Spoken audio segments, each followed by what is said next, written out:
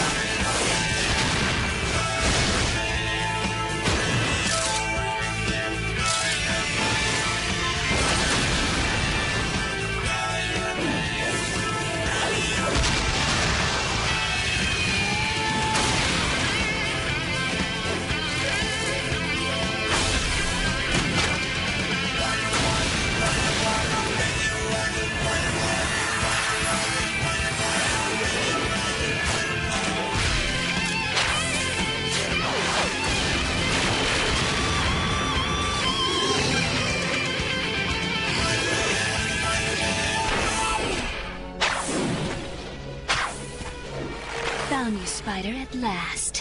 Hello and welcome to the Geekcast Radio Network latest interview. I am your host, Mike TFG1 Blanchard.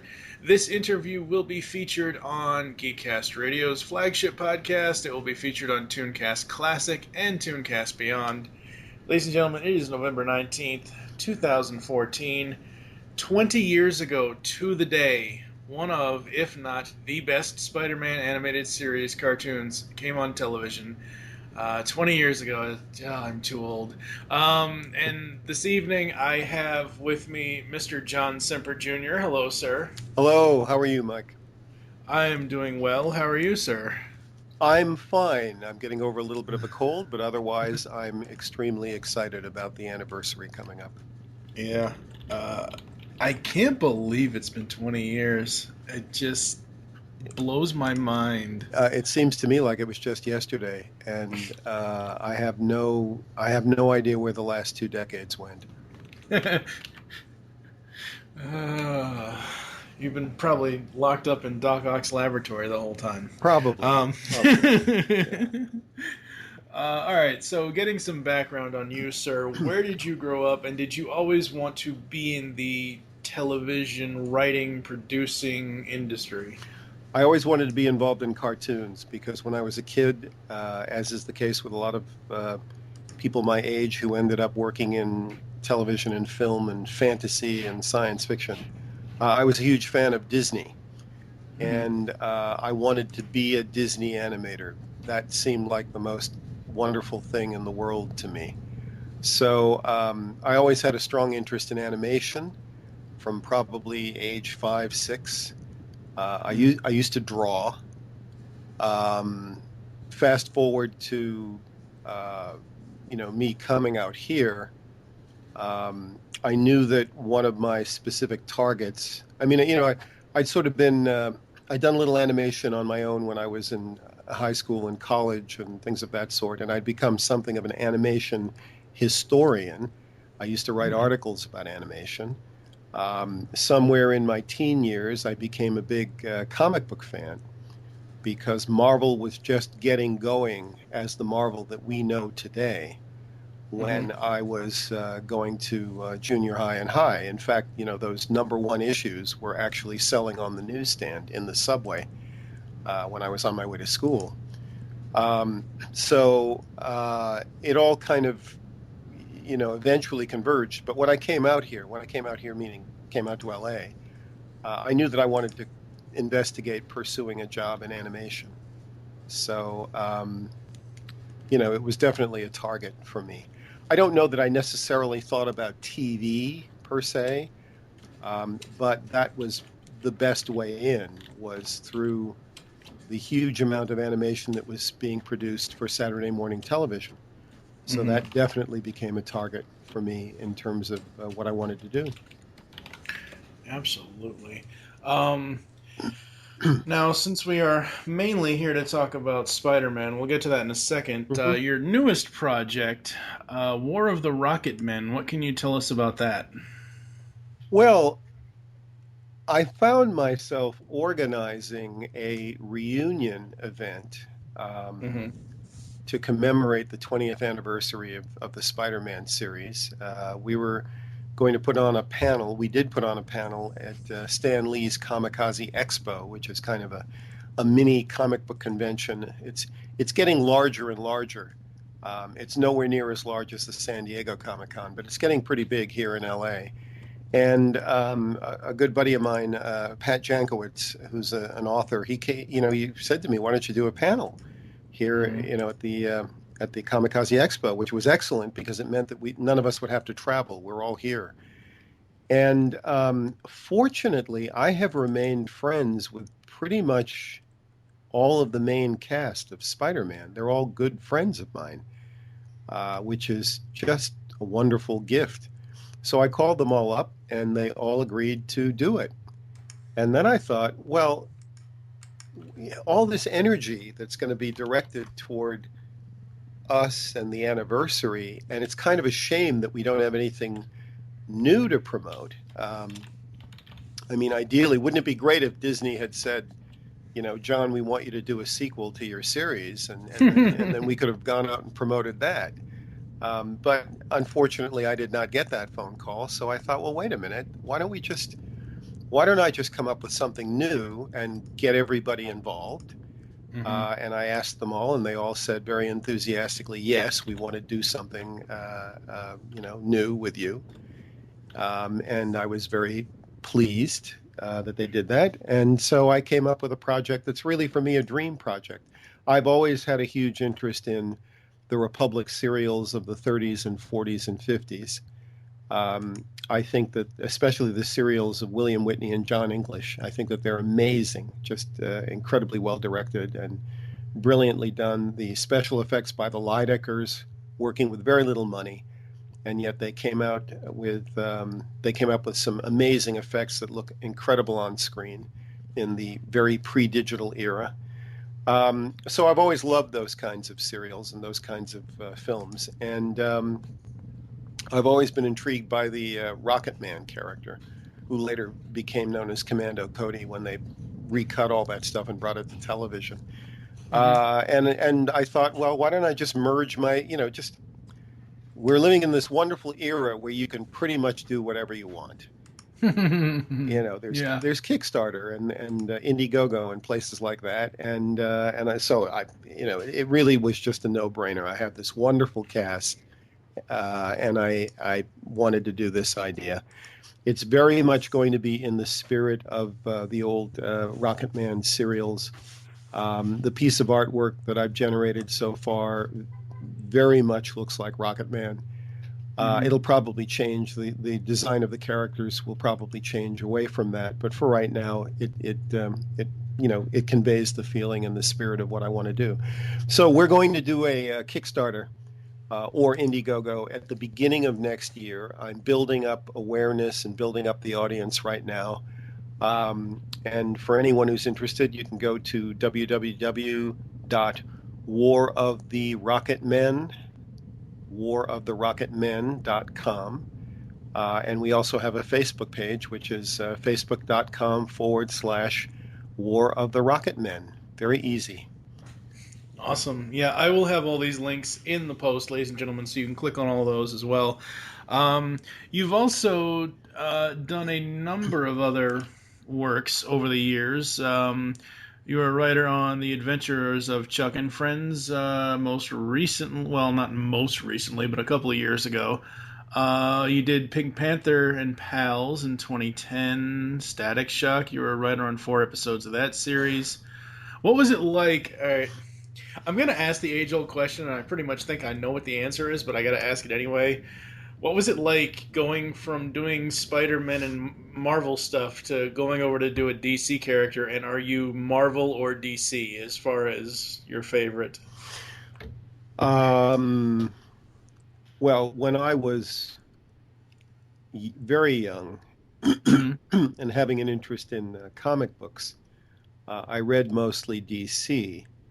But then when I was in high school, and as I said, traveling the subway and buying comics every morning at the subway kiosk, which I'm sure they don't have anymore, I became a huge Marvel fan. And I would have to say that that really trumped my interest in DC, so that I became very much a Marvel fan and a big fan of Stan Lee's and all the early guys, Steve Ditko, Jack Kirby, um, Johnny, is it Romita? I've never, Romita, I don't know. yeah, no one ever knows, but Yeah. I used to say Ramada. So anyway, Johnny Romita, if that's the correct pronunciation. All those guys, Wally Wood, Don Heck, all those guys. Mhm. I really fell in love with those comic books, and so I'd have to say that those and Spider-Man was my favorite comic. So for me to have ended up controlling his universe for 2, 3 years was just a dream come true. As far as going from Spider-Man to anything else, Mhm. going from Spider-Man to Static Shock wasn't that much of a transition because Static Shock really is the Black Spider-Man in a way. He's a young kid. He's in high school, Uh-huh. and he has this, a secret super identity. Mhm. That was a pretty easy transition, and then moving over to Warner Brothers just in general was easy because I knew everybody over there. I had worked my first gig as a staff writer was at Hanna Barbera, Mhm. and what I discovered many years later, going over to Warner Brothers, was that the entire staff, all the people at Hanna Barbera, even the maid, Mhm. the cleaners, were all the Yeah. same people who had worked at Hanna Barbera. So it was really every time I turned a corner, I saw a familiar face, and it was a huge reunion. Every time I got into an elevator with someone, it was somebody I hadn't seen in 10, 15 years. So Awesome. that was kind of a neat transition. That was a nice time. And then seeing Mr. Barbera. He was Mr. Hanna had passed away, Mhm. but Joe was still alive, and I'd run into him, and he remembered me, and that was kind of cool. So yeah, it was fun. Speaking of your Hanna-Barbera days, Yeah, stuff like which it kind of surprises me because I'm a fan of this and not a lot of my other friends are. That not a lot of people like Scrappy. Sadly, sad to say, not a lot of. I love Scrappy Doo. I think people say, "Oh, he's just put in there for the kids," and blah blah blah blah. He's annoying. Puppy power sucks, and all this and all that and everything else. And I'm like, no, that was cool. Scrappy was the kid that wanted to jump in, and you needed that kind of a personality because Scooby and Shaggy were always such damn fraidy cats. I'm sorry to say they are. That's their character. sure. And you needed somebody like Scrappy to come in that wasn't afraid of it. Uh-huh. Um, just looking at this, you've worked on the new Scooby Doo Mysteries. You've worked on 13 Ghosts of Scooby Doo. Well, that was especially Um, fun because we had Vincent Price oh, on that show. talk about that. What was that? Well, What was that like? And how much as on this? It says you're doing story, so you wrote 2 episodes on that, right? Or did you write yes, more I than did. two? I did 2 episodes on Okay. 13 Ghosts. How much of the writers got to interact with the voice actors at that time? Well, being at Hanna-Barbera during that era, and that was the Mm-hmm. early 80s, was probably the best possible way that you could get into the business because all of the people in that building had been in the business. They were the ones that had made the cartoons that I had watched as a kid. Mm-hmm. So the building was full of history and full of names of people, that I had watched on TV. Um, People who'd worked at Disney. I mean, I could tell you a million. I don't want to regale you with too many tales, but it was just a fascinating time. So anyway, getting started there was spectacular. I honestly have to say I had never been a huge Scooby Doo fan prior Mm-hmm. to writing on Scooby Doo, but that is where my career started. So I owe a lot to Scooby. But the cool thing was you would write a script and you were invited in to the recording sessions. Now, you were not really encouraged to say a whole lot. It was not a situation where the writer was terribly actively involved in much of what went on, but you were invited in. There were recordings going on every day. You would get to sit in and watch your stuff being recorded. The director at that time was a very, very fine director, Gordon Hunt. Right. We just did a tribute to him recently at Rob Paulson did a tribute at one of his Talking Tunes podcasts at the Improv. Gordon directed every cartoon, so he was doing several sessions a day. Gordon is also a theater director of great note, and he is a theater teacher, an acting teacher, and he is probably, in a lot of ways, equally as well known for being the father of Helen Hunt. So Gordon was really watching him, direct the actors and watching the actors perform the scripts was a tremendous education, as was every other aspect of being in that building. I mean, guys were there who had worked for Disney. They had worked for, with Bill and Joe when they were at MGM doing the Tom and Jerry cartoons. Irv Spence was there. Ray Patterson was there. These are guys who had worked on Tom and Jerry. Alex Lovey was there. Alex was the guy who he created the visual Woody Woodpecker. Walter Lantz created Woody Woodpecker, but he turned to Alex to draw him up. And Alex was the guy that did that. I remember once I had a Disney calendar on my wall, which reprinted a lot of old images from the cartoons, drawings, as well as frame blow-ups and everything. And there was a drawing, an actual animation drawing from Clock Cleaners, which is a famous Mickey, Donald, and Goofy cartoon, classic 1930s cartoon. And there was a guy working at Warner's at Hanna Barbera named Chuck Couch, very old guy, and he came shuffling into my office. Now I had never spoken to Chuck, really. I never had any reason to speak to him. So for him walking into my office was kind of a shock to begin with. And he's peering at the wall, and he's getting closer and closer, and he looks at this drawing that was part of the Disney calendar. And after a while, he kind of shakes his head and he goes, "Yeah, I think that's one of mine." And that's the kind of thing that would happen at H&B. It was an amazing time. I wish I had taken more pictures, quite frankly, because I don't have really very many pictures of my time there. But all those guys were real animation history. Yeah, they were. Yeah.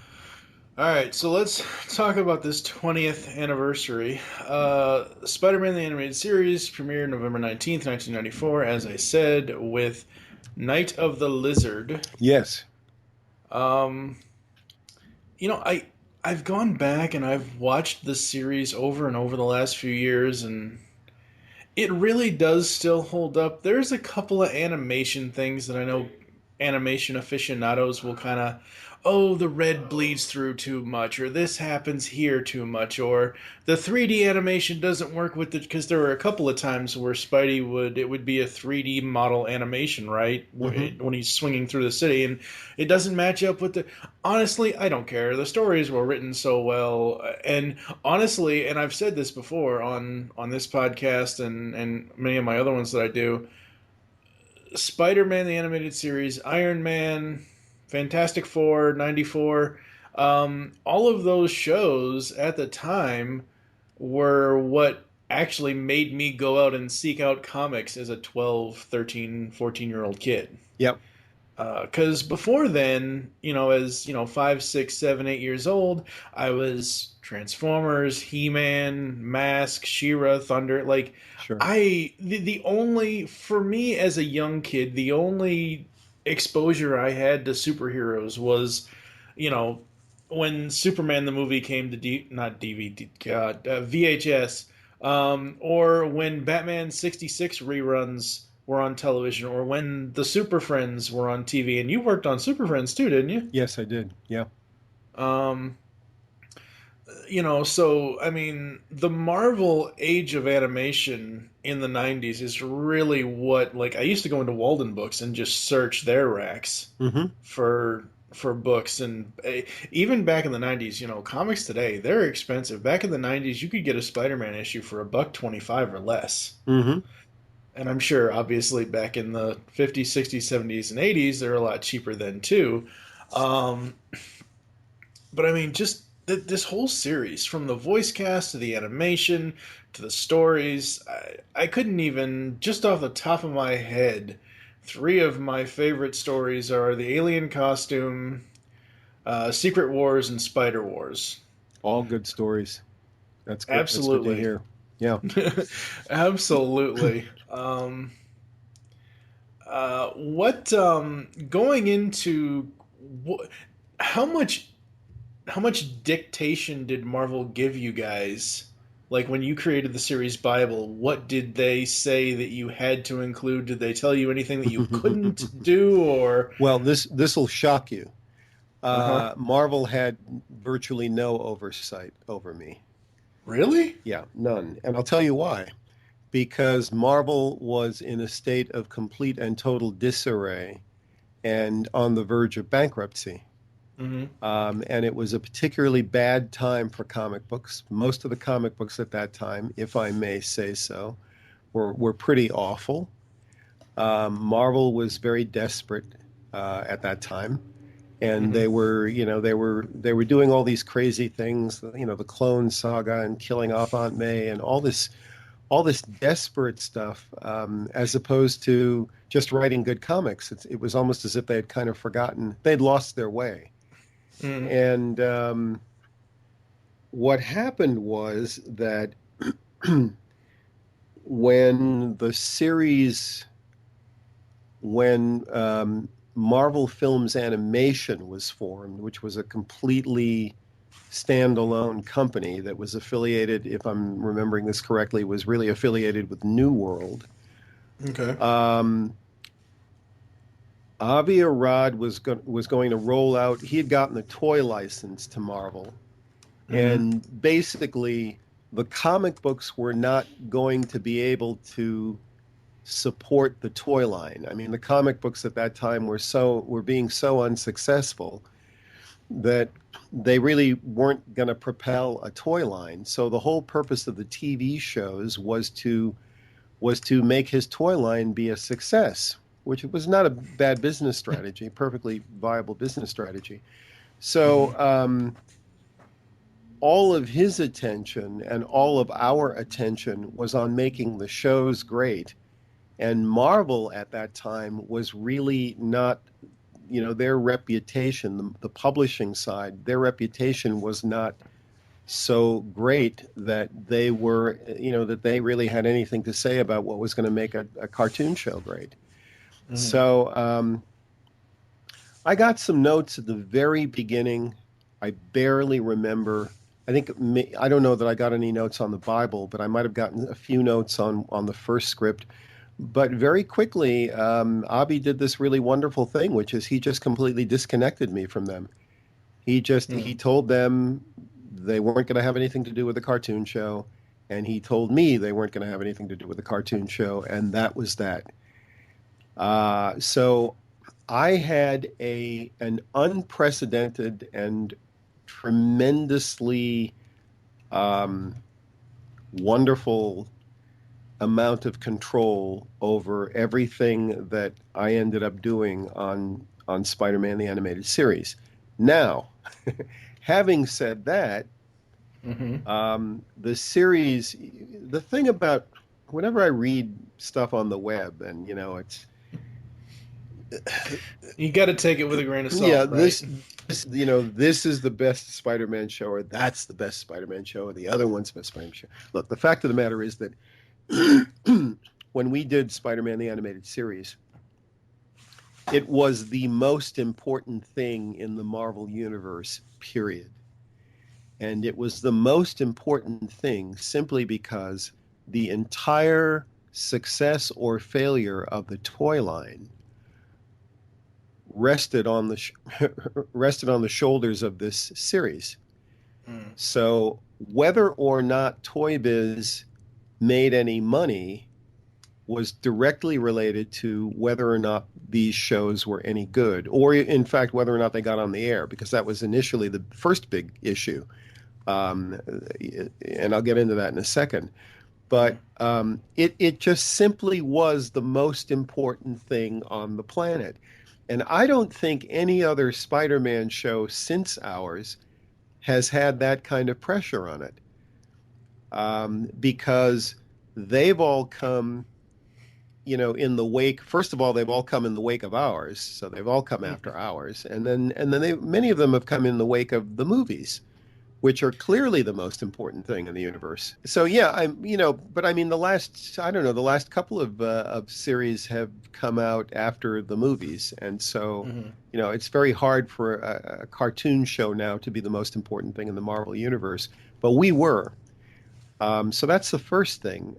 The second thing is that there had never been, unless you go back to the Grant Ray Lawrence cartoons, which are basically now what we would call motion comics, there had never been an animated show that had been absolutely 100% true to the comic book, to the Marvel comic book from which it had, been based, from which it had derived. We knew that with Spider-Man, we were going to attempt to do that, and it had never been done before. And it had certainly never been done before with Spider-Man. So there was a whole lot of stuff that had to be figured out that I think people take for granted now. Like, for instance, was Peter Parker going to have an interior monologue? Now, it's very easy in retrospect to go, well, of course, But the fact of the matter is that when you're me and you're trying to figure the show out and you're trying to figure out what is going to serve you best dramatically, it's a toss-up, you don't know whether you want him talking that much, or whether, or is he going, when he does interior monologue, is there going to be reverb?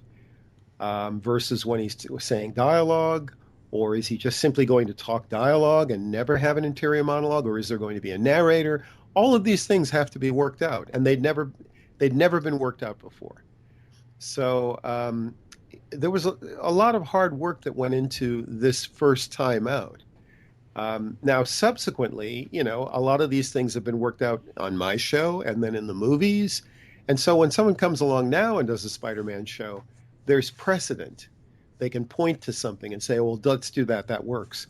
We didn't have that precedent. I couldn't point to the Ralph Bakshi show and go, hey, that really works, because, that show was incredibly primitive. As much as I enjoyed it when I was a kid, that was a very primitive show. And the same with, the Spider-Man and Friends kind of thing. Very enjoyable shows for what they were. But we were going to do something that was, for the first time, was going to really reflect the Marvel Universe. Right, absolutely. Talk a bit about, I'm noticing, looking on here on IMDb and looking at the different seasons of the show, that I pretty much, seasons 2 through 5, for the most part, are all, like, it's almost like a book. Yes. Chapters 1 through 14 for each of those seasons. Yeah. Talk about the process of titling and doing arcs like that. I mean, sure, nowadays in television and in some cartoons we do have like an overarching story for an entire season, but just the fact that the title to me reads like a chapter in a book.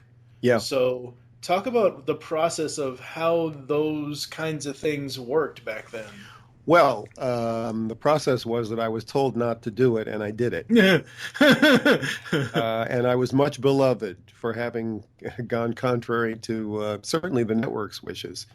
Well, that's another thing. When I read about some of these later Spider-Man shows and how wonderful they are, the fact of the matter is that there had to be a lot of, I really had to fight really hard to do things like that, because again, there hadn't been any precedent.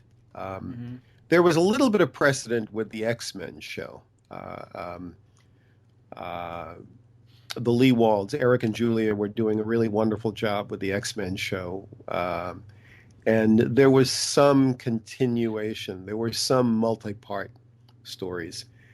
But on Spider-Man, I remember Stan came to me once and he said, "You know, John, I always wanted to do something called the Spider-Man Diaries." And at the beginning of the episode, Spider-Man will say, I'll never forget the time I fought the Green Goblin."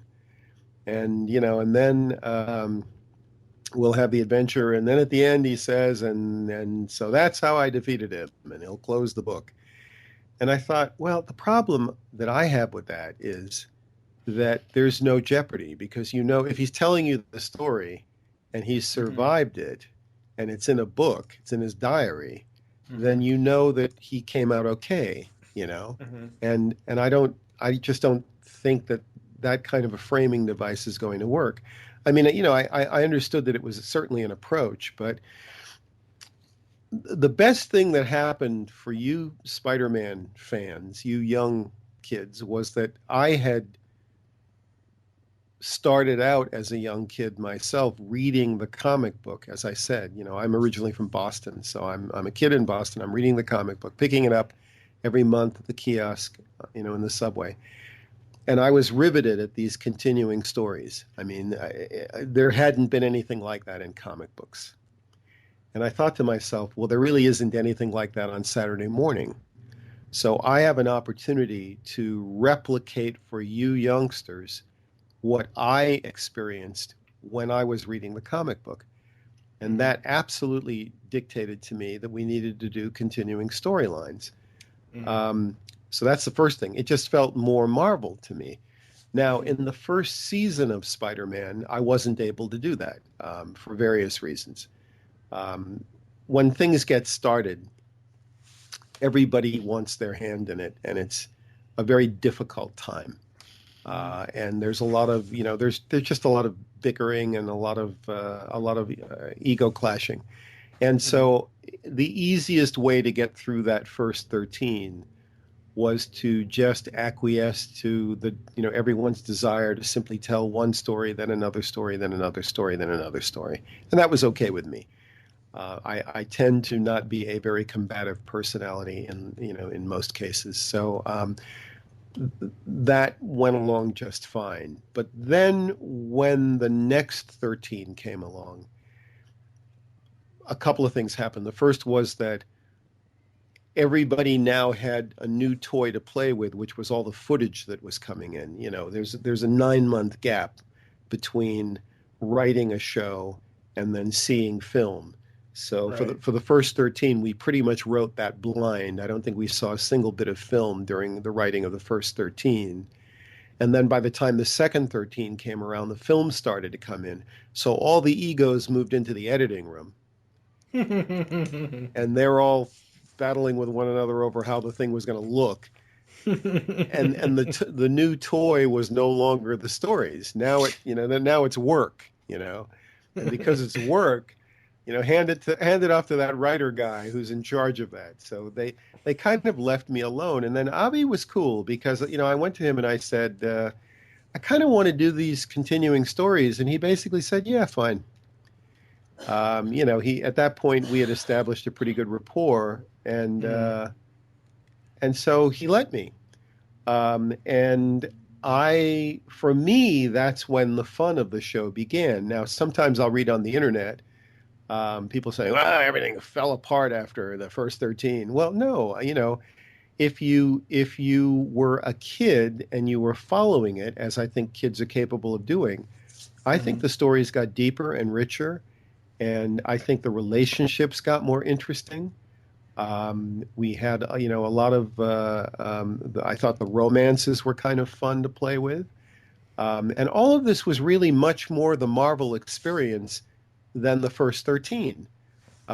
So I really think the show took off. My favorite arc is when he's got the 6 arms. And, and then the Punisher shows up and he's dealing with the Punisher. And I had brought Carl Potts in to make sure that we were, dealing with the Punisher 100% correctly, because Carl had a successful run doing the Punisher in the comic books.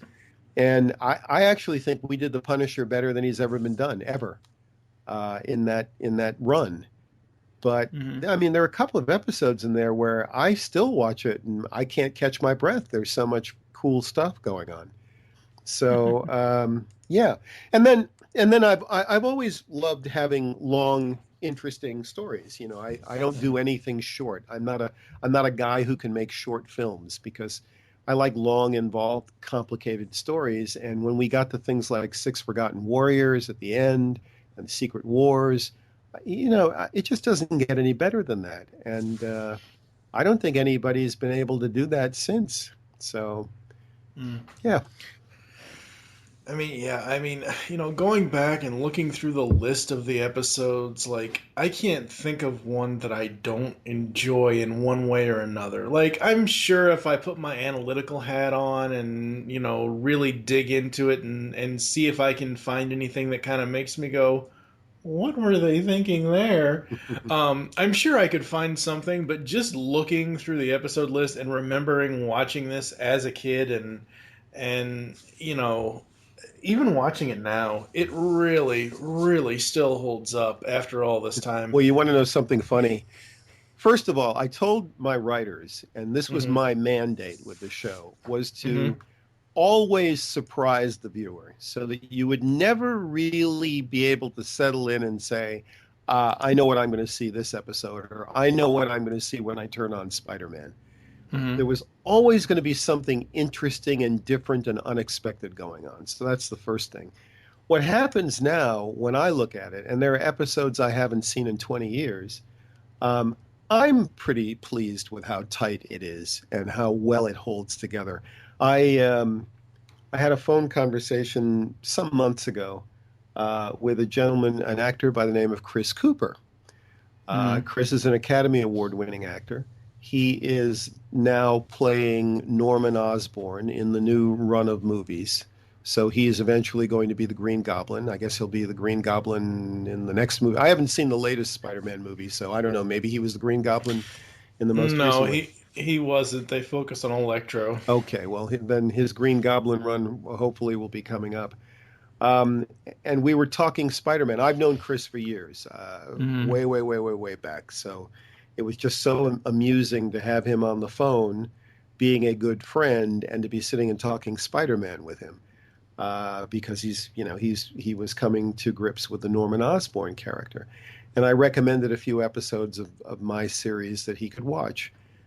Before I recommended them, there was one in particular that I watched, and I was just astonished at how well done it was. I had forgotten, you get in the middle of production and your head's so involved that you almost don't appreciate what you've done. And I'd completely forgotten the story, even though I'd come up with the story. And it was just so tight. It was a really great episode, stuck right in the middle. It never would have, been one of the ones that I would have thought, hey, this is one of my favorite episodes. And I wish I could tell you which one it is, but I still can't really remember it. But it was one of the ones where Norman was kind of in the nether world and Harry was now the Green Goblin. Oh, okay. Okay. Yeah. And, I looked at it and I thought, damn, we were really good. We did a really good job. I maintain that the only reason that the show is still on the air, as it is sporadically on Disney XD, is because of the stories. The show comes on, and right away you see that it's not in high def. It's got that square, image ratio. It's not widescreen. And the animation, let's face it, it isn't always the best compared to the kind of animation that's being done today. But I think the stories are better than anyone else's, quite frankly. I think the stories hold together very well, and that's what I was responsible for, so I'm really proud of that. Now, again, take this with a grain of salt, because it's IMDb. Yeah. According to them, yeah, Avi Arad actually wrote one episode. Do you remember which episode that is, or No, is that no. just false? It's just false. I mean, Okay. I think it's got me writing 3 Yeah, the last time I checked. There was one time I got on. This is great because you're giving me an opportunity to rant and rave about this. Every time I get on Wikipedia, I see strange names in the executive producers column. The last time I got on, there were 2 women listed in the executive producers column. as well as Stanley and Avi Arad. They usually get Stanley and Avi Arad right, and then strange names appear. For years, on IMDb and on Wikipedia, there were three names. It was Stanley Avi Arad, and then a guy named Stanley Liu, Liu.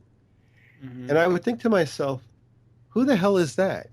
Because, I was there doing the show, and I don't have a clue who that human being is.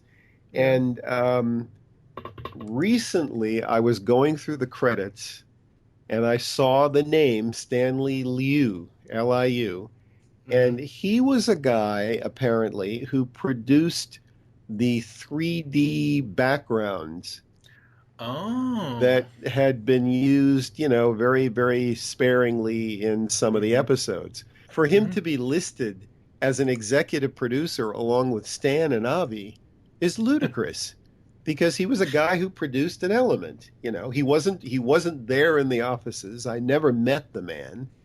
Right. I think the only person who might have had anything to do with him was Bob Richardson. So, look, the team was Stanley Avi Arad, executive producers, John Semper Jr., producer, Bob Richardson, supervising producer, John Cawley, production coordinator. That's the team. So whenever you see these other names get added, or whoever the hell these people are, they were not in the room. I never knew these people. And just to clarify, Bob Richardson was, as supervising producer, Bob Richardson was primarily the person who pulled all the elements together. And he was primarily, in charge of the animation and getting the production shipped, and the look and the style and the feel and all of that kind of thing of the show. So that was Bob's domain. My domain was the writing. Okay. Right. So anything having to do with the writing, that's me. Anything having to do with the animation and whatnot, that was Bob. Yeah, I mean, it's like you guys are two sides of a quarter. Absolutely. I mean, you're on one side, he's on the other, which is great. I want to talk about two more things, and then we'll kind of wrap this up. Okay. I'm going to save the man for last, but let's talk about the voice cast, because I have been dying to interview some of these people. I think I know this is I'm going to try not to sound too much of a creeper here, but I've had a crush on Jennifer Hale's voice since I was 14 years old. Well, who has? As the Black Cat. Who hasn't had a crush on that voice? Yeah. And on her. Jennifer's really a gorgeous, wonderful lady. She is. Yeah. But you've got Christopher Daniel Barnes, you've got Roscoe Lee Brown in this. It boggles my mind that J. Jonah Jameson and Granny Goodness are the same guy. Ed Asner. I mean, yeah. It really True. boggles my mind. I was just hanging out with him about 2 weeks ago. I was. Oh, please tell me you recorded that for your podcast. I did. That was why I was there. I was recording. Good. Both he did a little tribute for the panel discussion, and then I also did an interview with him for the podcast. Oh, good. Oh, wow. Talk about Linda Gary for a little bit, because she was the voice of Aunt May, and sadly, she passed away in 95. Yeah, she passed away right in the middle of production.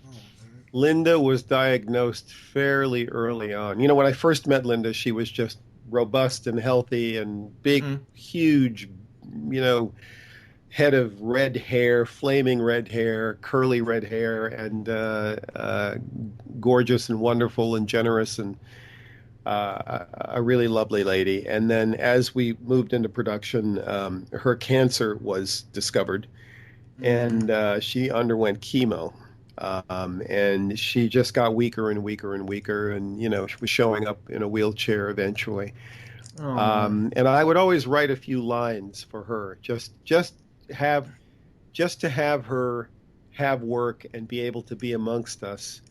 I'd always give Aunt May a few lines, and then one day I wrote the usual 4 lines for Aunt May, and then word came that Linda wasn't going to be able to make it in for that session, and that was it. Then we all kind of knew, because she would come in. I think the very last time she came in, she was really very unhealthy, and she was very out of it, and she was just barely able to get the 3-4 lines out. and we all wished her well. And but she was really not in very good shape. So yes, we lost Linda, and we lost a few people during the course of production, because initially. Alistair Smythe's father, what was Spencer Smythe? Spencer Yeah. Smythe. That was Edward Mulhare, and I had grown up watching. That was Devin Miles. Are you kidding me? Yeah, that was Edward Mulhare. Yeah, Oh my God, yeah. I never knew And when that. I was a kid, he was in a TV show called The Ghost of Mrs. Muir, which was based on the classic movie. So that was kind of a thrill for me. And then I think at that time he was the voice of Kit, right? On No, he was Knight Rider. no. He was Devin. He was the old Oh, guy. yes. He was Devin Miles. Okay. He was the friend to Wilton Knight who, after Wilton passed, basically was the one that gave Michael his missions. There you go. Okay. Yeah. Well, yes. So he was, in our cast, and I remember vividly him being there. And then he was gone. He died before we finished the series, and a number of people passed away. Philip Abbott was the voice of Nick Fury, and he passed away, I think, before we were done with the series. And yeah, I mean, it was weird, but we had so many great old classic actors, people who had just had amazing careers, and that was one of the fun parts of doing the show was I never knew who was going to walk in the door next, and sometimes I'm a big Star Trek fan.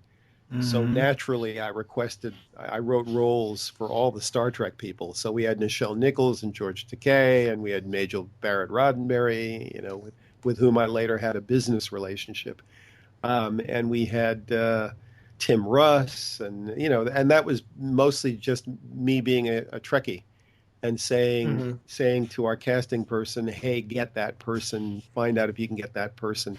And at that time, it was not so common that a lot of these screen actors were being sought out to do cartoon roles. Right. So for them, it was really just fun, and the fact that they didn't have to learn lines and stuff like that. So yeah, no, it was a great cast. I was very lucky. Let's talk about the man, because Stan the Man Lee. How much was he there every day, or how much input did he? Not necessarily input, but how much involvement did Stan have? Since technically it was a character he and Jack created. Yeah, let me say right up front that I get really tired of Stan bashing. People who bash Stan. He is a I would good never. and dear. Yeah, well, and you're a good guy. That's why I'm here. Stan is a really amazingly talented man, and as a fan of the comics for me from age 14, 15, and a fan of his, what he brought to comics was just, it's unmeasurable. And I'm talking about him specifically. The artists I have great admiration for too, the Ditkos and the Jack Kirbys of the world. But Stan really is a great writer and a great idea person, and you don't get Marvel without Stan. All these people who want to claim, well, no, Jack Kirby really did this and Steve Ditko really did this. No, you don't get Marvel. You don't get what we have without Stan. As far as Stan's input on this show, it was very substantial in the first 13. I don't know that he necessarily wanted it to be. I think one of the reasons why he dragged me in, because I came in at the specific request of Stan. I was brought in because Stan wanted me. And Stan wanted me because he trusted me. And he trusted me because we had worked together years earlier in a different company called Marvel Productions. And he and I had become very close during that period of time. So he kind of brought me in because I think he wanted to actually walk away from the very difficult birthing process that the show was going through. But Avi very much wanted Stan involved. So with a certain amount of reluctance, I think Stan did end up devoting a lot of day-to-day time on the series in the first 13. I think after the first 13, Stan pretty much is no longer involved with the series. It got Well, launched. except for one very important role at the end, but we'll Well, talk about that in a minute. okay, but after, yeah, that's true. That's coming up.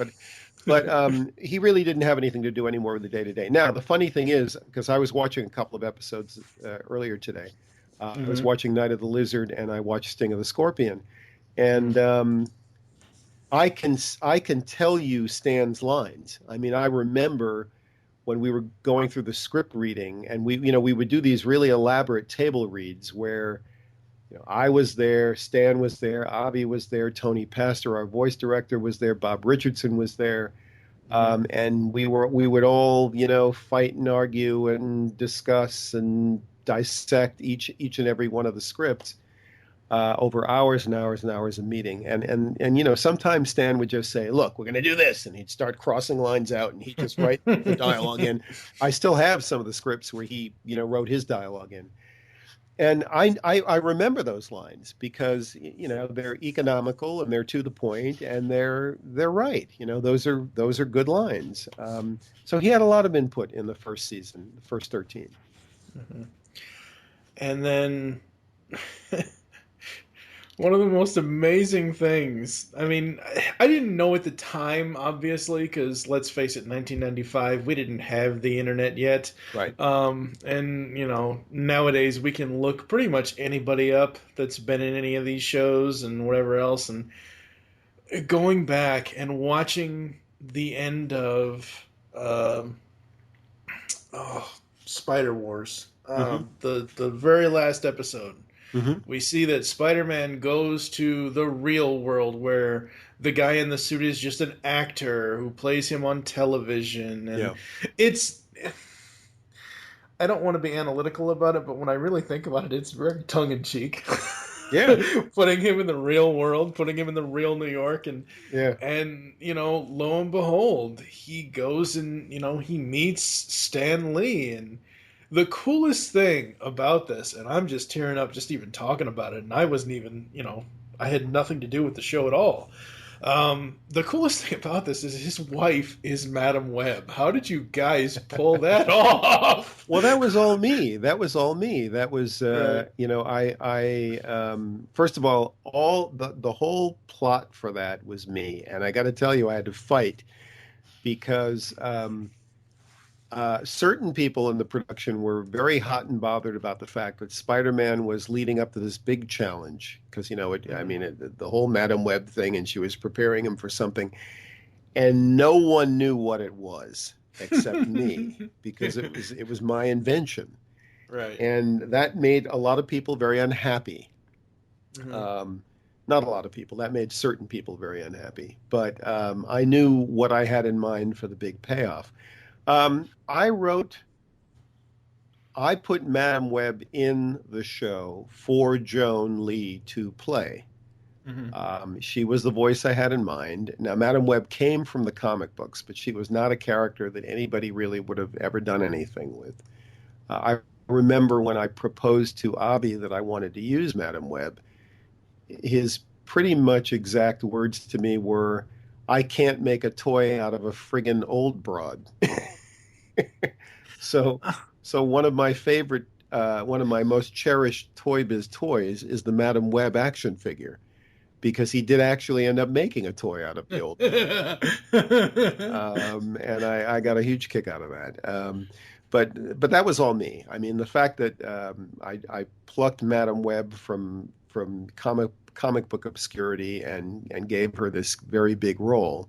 And I knew, because I am a huge fan of Stan's, and I'm also a good friend of Stan's, I knew that I wanted to end the series with an appearance by Stan. That was completely my idea. And it was, to me, very important. Now, it wasn't just a gimmick, because really, and I've said this before in interviews, when you've got your hero looking at his creator and saying, I understand that you created me, or at least in this dimension you created me, but I've kind of grown beyond you. I'm bigger now. I really like myself.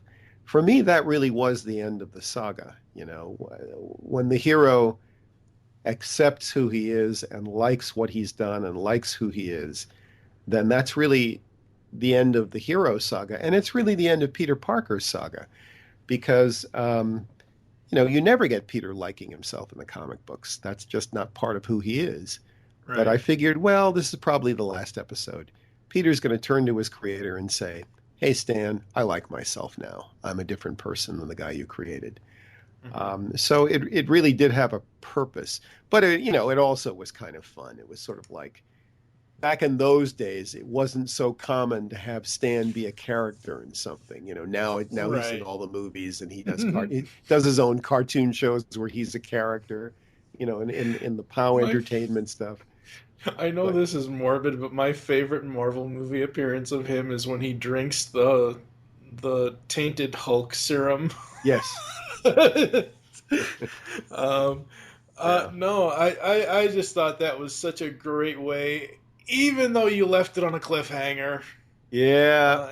Face front true believer. It's like, oh, God. And then come to find out, you have nothing to do with Unlimited. And Unlimited tried to pick up where it tried to be what, a continuation of yours. It tried to be that. I mean, starting off on Earth and then obviously going into the ultimate kind of universe kind of thing, and still had most of the same cast, at least Chris and Jennifer, because Jennifer ended up being Lady Vermin. Well, I never really paid much attention to Unlimited. I saw the first episode and that was it. I don't even think I made it through all of the first episode.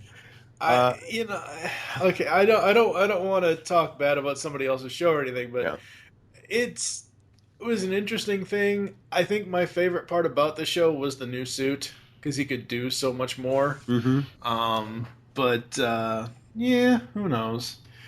Well, it's funny. I think each show that has come after mine has done some things interestingly and right, and some things wrong. And Unlimited to me seemed very lightweight coming after our show. Our show was very dramatic, and then Unlimited seemed more like a kiddie show, kind of like the one that's on now, which feels very lightweight to me too. The one that's on now, Unlimited Spider, whatever it's called, Ultimate Spider-Man. I've only seen all of season 1. I haven't watched anything further. It's not that I don't want to. It just I don't have the time to. Yeah. What I did like about it is how they worked out the internal monologue where he pops out of the scene. Yeah. And I thought that stuff is hilarious in that show. Yeah, I think the thing about that show is I think it's a very enjoyable show. It's just a very different show. And I'm glad that I'm not writing that show, because that's not really the Spider-Man I grew up with. I think what they're doing is they're creating a new Spider-Man for a new generation and a new way of telling a story, and that's perfectly legitimate. I'm glad I got to lay down on film on 65 half hours the Spider-Man I grew up with. That's the guy, in the 60s when I was reading the comic, that's who I grew up with. And so I got to lay that guy down for 65 wonderful episodes. And now, they can go do whatever they want, and it'll serve whatever purpose they need for it to serve. So one last thing before you go. I know this has kind of gone over the time we agreed upon, but anyway, it's you recently on your Spider-Man the Animated Series Facebook page posted an image of yourself along with Alfred. Yes. Ephraim Zimbalist Jr. Right. This is another one of those things where I had no idea. I knew I loved Doc Ock's voice, but I had no idea it was Alfred. Well, let me, I'm glad you brought up the Facebook page, and let me talk about that for 1 second. Okay, go ahead. The question I always get is, when is Spider-Man going to come out on DVD, or when is Spider-Man going to come out on Blu-ray? Well, the reality is that Spider-Man is available on DVD and is available on Blu-ray, believe it or not. I have a website that is www.cartoonspiderman.com. So it's www.cartoonspiderman.com. Now, on that page, I have a section called Home Video, and it provides links to all of the different ways that you can obtain all 65 episodes. I have no vested interest in this. It's just, people are always asking me that question, when's it going to come out? The fact of the matter is you can get a hold of the series on Blu-ray, on DVD, on video on demand, which I highly recommend, through Amazon or iTunes. Okay. What you won't get in any of these ways are DVD extras, what we come to regard as DVD extras. Okay, so you won't get any artwork, you won't get any stuff, you won't get any photos, you won't get anything like that. That's what my website is going to do. Okay, so if you buy one of those DVDs and then you go to my website, cartoonspiderman.com, I'll have all the background stuff that you would normally get on DVD extras.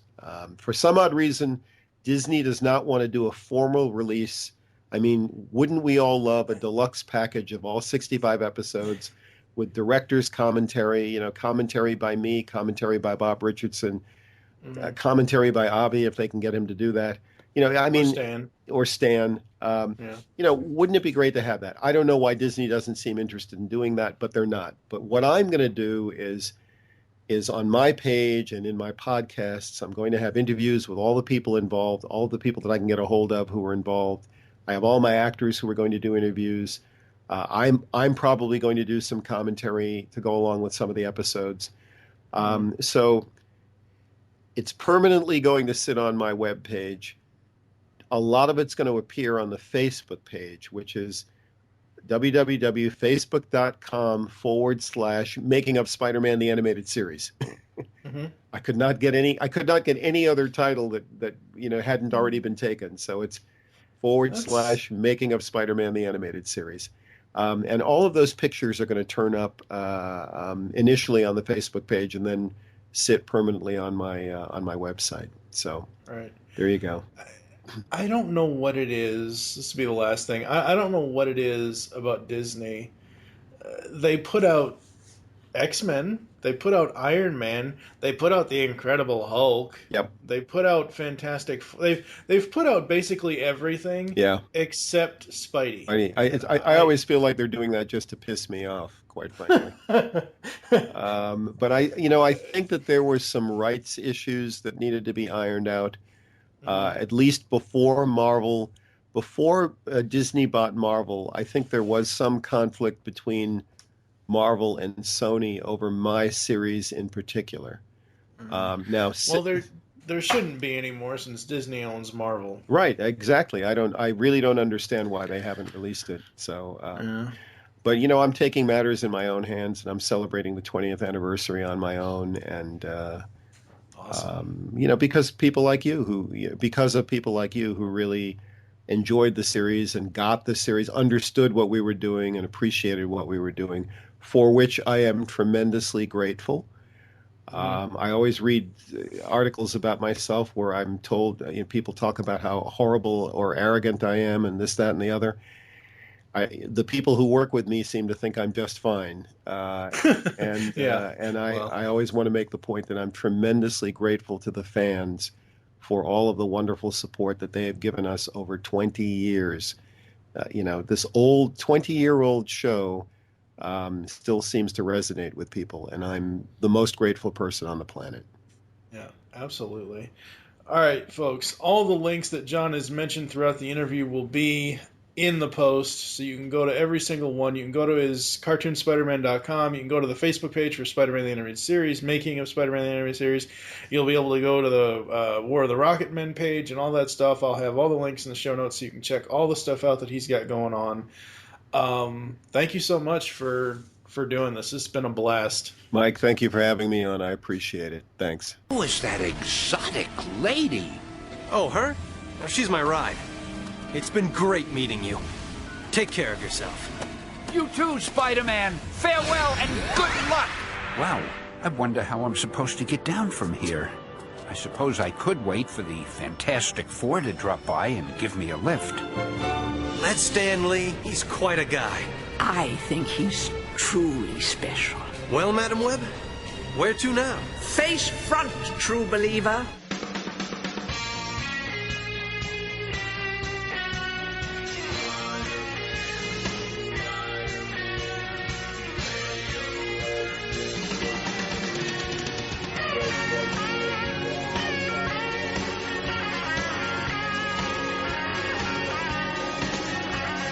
Spider blood, spider blood,